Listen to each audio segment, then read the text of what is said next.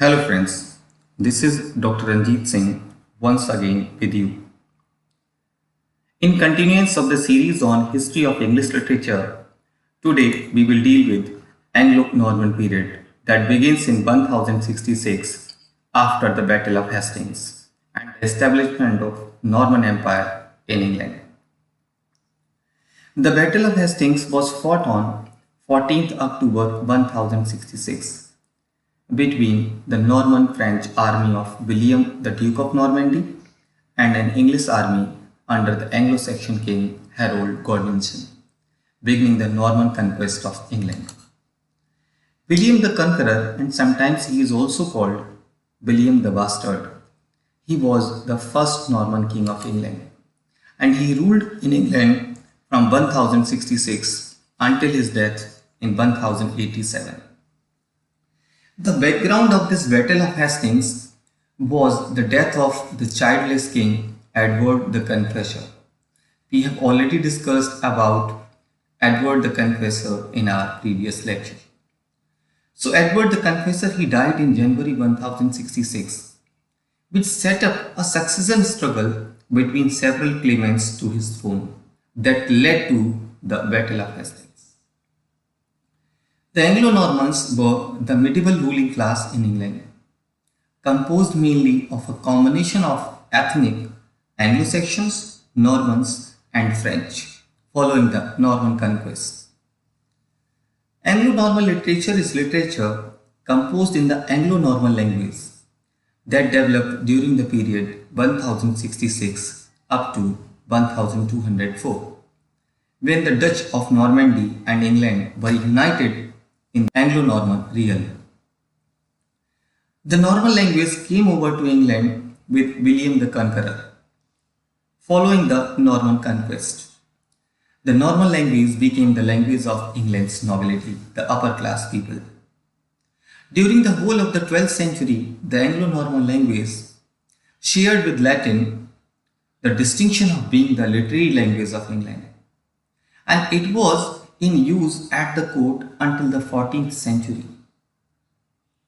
And it was not until the reign of Henry IV that English became the native tongue of the kings of England. Henry IV was the king of England from 1399 up to 1413. The Normans were originally of like English blood and of like speech. In the 10th century, they conquered a part of northern France, known as Normandy, and rapidly adopted French civilization and the French language. The literature they brought to England is remarkable for its bright, romantic tales of love and adventure. It stands in sharp contrast with the strength and somberness of Anglo-Saxon poetry. Under the Norman influence, chivalry and the spirit of romance blossomed, and a new sympathy for the women and the poor was felt. In course of time, the Normans felt an inborn affinity with the English race. The absorption and assimilation of the English and the Norman forced the spirit of nationalism and marked the beginning of a new language and new literature. There are three important elements of the Norman conquest: the bringing of Roman civilization to England, the growth of nationality, the new language and literature which were proclaimed in Chaucer. The Anglo-Norman period is the period of formation of English language. The five main dialects of the Anglo-Saxon period continue to develop even in this period. The Old Northumbrian dialect consisting of the Lowland Scots and Northern English, East Midlands and West Midlands corresponding to Mercian, Southwestern or Mercian dialect, Southeastern or Kentish dialect, Southwestern or West Saxon dialect. The literature written down at the end of the Old English period was in the West Saxon dialect mainly. The new cross currents influenced the growth and development of language. The Anglo-Saxon speech simplified itself by dropping most of its Teutonic inflections and absorbed eventually a large part of the French vocabulary. The East Midland dialect, under the influence of French, developed into the received standard English of today. The French influences were obvious on both language and literature. It was a transitional period, though the influence of French and Latin works is great. At the same time, there are poets who followed in the line of development from the Anglo-Saxon period. It was an age of the development of various genres of poetry, which was used even for writing on history, divinity, and science. The amount of prose written in this age is very small. The extant prose of this period is homiletic in character. It must be remembered that Latin was the language of official documents and of learning. So prose, but with few exceptions, was still written in Latin language. Now let's discuss the poetry that was composed in Anglo-Norman period. The poetry of this period was varied in many aspects, but it had little intrinsic value. Very little of that poetry is read now. The kind of poetry that was written during this period may be classified like chronicles, religious and didactic poetry, and the romances. First of all, let's discuss about the chronicles that were written during this period. The Normans brought historical tastes with them to England and created historical literature. The English storytelling grew out of Latin about the time of the Great Charter. The Great Charter came in the first quarter of the 13th century. An unusual number of verse chronicles is found during this period. Stories which seem incredible are used in these chronicles. The contemporary poets thought these chronicles as history, but to the present day readers, they fit in the category of romance. The main works of chronicles that were written during this age we can discuss now. The first one was Layman's Brut. Layman was a parish priest in the Worcestershire. He completed his Brut around 1205. This Brut contains about 30,000 lines narrating the history of England from the landing of Brutus to the death of Cadwalader, the last of the native kings. Brutus, or Brut of Troy, is a legendary descendant of Trojan hero Aeneas, known in the medieval British history as the eponymous founder of the first king of Britain. This chronicle also includes innumerable episodes, especially the stories of King Lear and Arthur. The main source of this chronicle was Basis, Brut D and Ter, a versified romance which too has been based on Geoffrey of Monmouth's Historia Regum Britanniae that was written around 1132. This chronicle of Layman is remarkable for the use of similes, the brilliant handling of alliterative meter, and the commingling of Celtic, French and English influences. A very popular critic, Stafford A. Brooke, commented on Layman's importance in the development of poetry. He said, "Indeed, what Caedmon was to early English poetry, Layman is to English poetry after the Norman conquest. He is the first of the new singers." The next important chronicler of the age was Robert Manning of Broome. He completed his rhymed story of England in 1338. It begins with Noah and the deluge and ends with the death of Edward I. It lacks in originality and poetic quality. He also translated to please plain people a French work, the Manual of Saints. It was written 30 years earlier by William of Beddington under the title of Handling Sin. This work is written in 4 stressed lines in couplets. It is a series of stories. It is an epitome of various sins. It is full of anecdotes and illustrations which enliven it. It also shows a keen sense of observation. The last important writer of chronicler during this age was Robert of Gloucester. His rhyming chronicle was largely drawn on the work of Geoffrey of Monmouth and other chronicles. His work is full of the ardent feeling of nationalism. Now let's discuss the religious and didactic poetry that was written during the Anglo-Norman period. The religious poetry is for the most part English in spirit that was written during this age. It is a poetry of the people.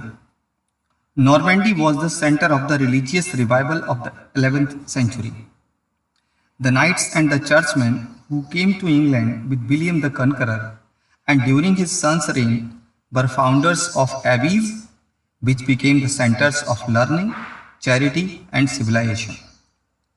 The important works that reflected the religious and didactic spirit of the age, they are the Ormulum, the Owl and the Nightingale, the Cursor Mundi, Richard Rolle of Hampole, and miscellaneous poems. Now let's discuss them one by one. The first one is Ormulum. Ormulum is a 12th century poetic work and it was a biblical critical interpretation written by a monk named Orm. This poetic work consisted of around 19,000 lines of early Middle English. It marked the rise of English religious literature, and its religion is simple and rustic. This book was a series of metrical homilies written in short lines without either rhyme or alliteration. The next important religious work of the age is The Owl and the Nightingale. Though the author's name of this poetic work is not known, it was written in the early part of the 13th century.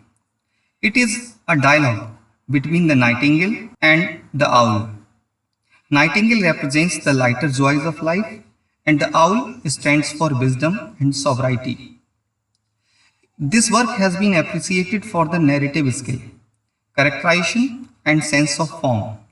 It is historically interesting because this work discards alliteration and adopts French end rhymes. This poetic work is the earliest example in Middle English of a literary form known as debate poetry or verse contest. Verse contests from this time period were usually written in Anglo-Norman or Latin language. This poem shows the influence of French linguistic, literary and rhetorical techniques. After the Norman conquest, French became a predominant language in England. But English was still widespread and recognized as an acceptable language in poetry. The next important work is Cursor Mundi. It is a Latin work composed by an anonymous poet in the first quarter of the 14th century. It is a voluminous religious work which treats of most of the Old and the New Testament stories. It also deals with later religious history. The author shows technical skill in handling the meter, which is the short couplet. The next important work is Prick of Conscience by Richard Rolle. Richard Rolle was an English hermit, mystic and religious writer.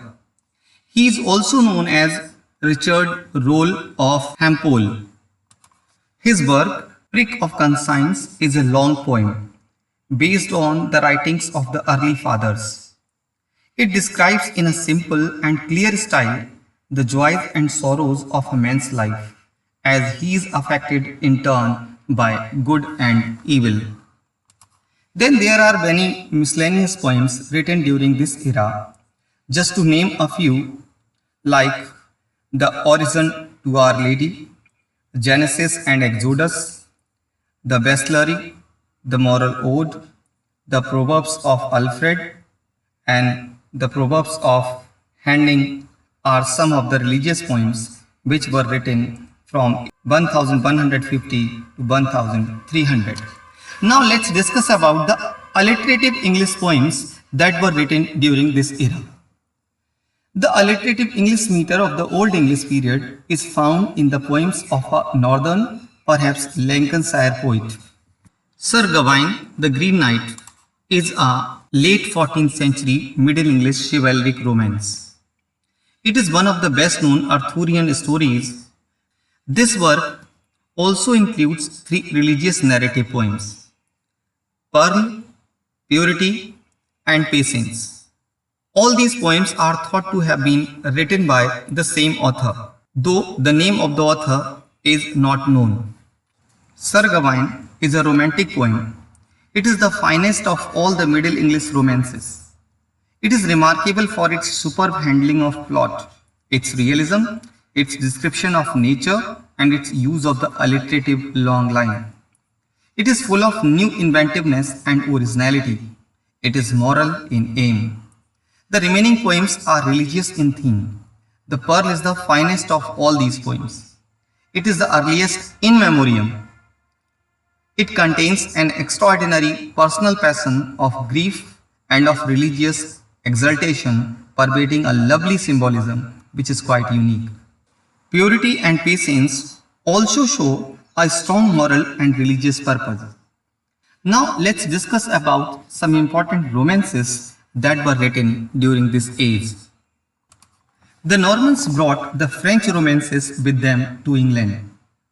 So England during this era was swarming with tales, chiefly French, and its poetic imagination with the fancies, the fables, the love, and the ornament of French romances. Some of the French romances were translated and imitated in English language and written in the meter of France and rhyme. These romances, which are found in great numbers, are both alliterative and rhyming in meter. Some of these important romances are, for example, the first and foremost romance was King Arthur. Geoffrey of Monmouth began it in England around 1132. Some of the main romances connected with the Arthur legend are Arthur and Merlin, Morte Arthur, Sir Gawain and the Green Knight, and Sir Tristram. The second romantic story was that of Charlemagne and his 12 peers. This story began in France with the Song of Roland. A huge tale of Charlemagne was forged around 1110 in the name of Archbishop of Turpin. The popular romances of Charlemagne theme were Ottinel, the Roland, the Charlemagne and Roland, Siege of Milan, Sir Ferumbras, and the humorous Rolf Collier. The third romantic story is that of the life of Alexander, King Alexander, and the destruction of Troy. They also belong to the category of romance. Various romances deal with the miscellaneous themes during this era, like Kinghorn, Havelock the Dane, Guy of Warwick, the Bees of Hampton. They all deal with English history. So the main subject of these romances is of a martial and amatory nature. The supernatural is freely interwoven with the story. Sometimes we have a peep into the manners and habits of the time also. The characters are types and the style is generally simple and direct but lacks in artistic finish. Now finally we can discuss the important characteristics of Anglo-Norman poetry. Like, Anglo-Norman poetry is written on varied themes like historical, religious, didactic, and romantic. The commingling, the mixing up of religious and romantic elements strikes a new note in poetry of this era. The development of the rhymed meter is one of the main features of the poetry of this period. But the alliterative line of the Old English poetry was not entirely displaced. Leman's Brut is an outstanding example of alliterative verse. The alliterative poems, which form a class apart, were written in Anglo-Norman period. The lyric was written during this period. There is no example of the true lyric during the Old English period. Many of the early lyrics were devoutly religious in theme and tone. In them, the love of nature was mingled with the love of God and the longing of the soul for perfect beauty, like Owl and the Nightingale. It was written around 1280. It is a very fine lyric. So the lyrical movement began with hymns to the Virgin and Christ, touched with the sentiments of Latin and Norman French amorous poetry. These changed into frank love poems in the hands of wandering students. Thus, secular lyrics arose, and these secular lyrics were full of love of women and love of nature. Like Blow, Northern Wind, the Cuckoo Song, these are fine examples of the secular lyrics. Now, if we finally discuss the development of prose during the Anglo-Norman period, so there is no freshness of theme in prose due to the dominance of religion. The Ancrian Revel that was written around 12th century is the most important of the early prose texts of this period, though it was written by some anonymous writer. This anonymous writer's broad humanity is reflected in this work. Its connection with the prose of Wulfstan and the authorized version is very clear. It is an important link in the continuity of English prose. Some of the important events that took place during this very era, I have just listed them here. You can see a list. So this is all for this very lecture. Hope you must have definitely got something about this Anglo-Norman period. So thank you very much.